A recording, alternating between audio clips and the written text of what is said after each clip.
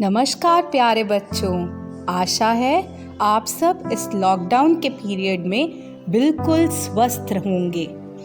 अब हम अपनी वार्तालाप को आगे बढ़ाते हैं।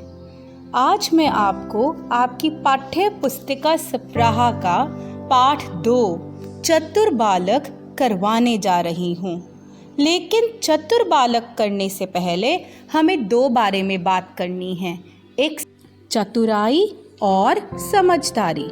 हमें हर कोई काम समझदारी के साथ सोच समझ कर करना चाहिए। और अगर आप चतुर हैं तो बहुत अच्छा है, लेकिन अपनी चतुराई को सही काम के लिए लगाना चाहिए, किसी भी गलत काम के लिए नहीं। इस पाठ में हम लोग ये दोनों पहलू देखेंगे, चतुराई भी और समझदारी भी।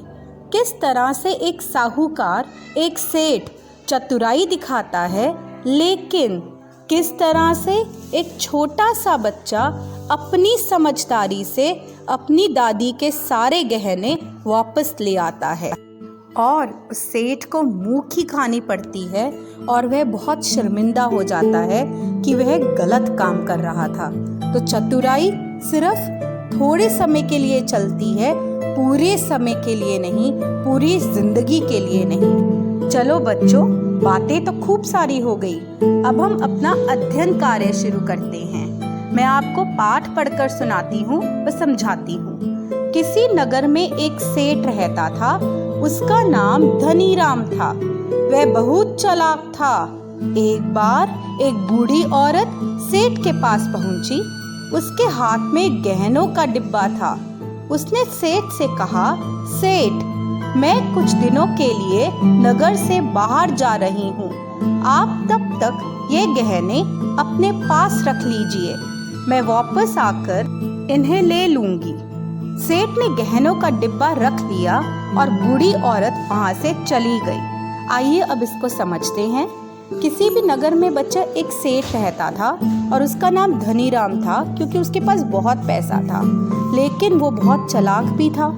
तो एक दिन एक बूढ़ी औरत उसके पास कुछ गहनों के डिब्बे लेकर आती है और उसके पास वो डिब्बा रखकर चले जाती है, क्योंकि वह शहर से बाहर जा रही थी।